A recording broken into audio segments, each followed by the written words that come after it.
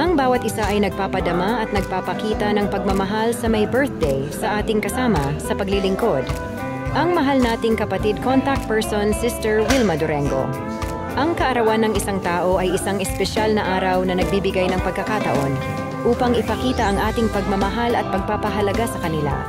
Ang pagpapadama at pagpapakita ng pagmamahal sa may kaarawan ay maaaring gawin sa iba't ibang paraan. Depende sa ating relasyon sa kanila at sa ating mga kakayahan.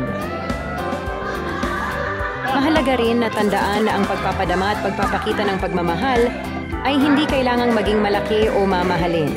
Ang pinakamahalaga ay ang pagiging tunay at ang pagpapakita ng lahat ng team leader at contact person, kasama ang ating DIC Brother Dennis, ng kanilang presensya, kasiyahan at pagmamahal. Happy birthday, Sister Wilma! Pagpalain ka ng Diyos at humaba pa ang iyong buhay. Amen.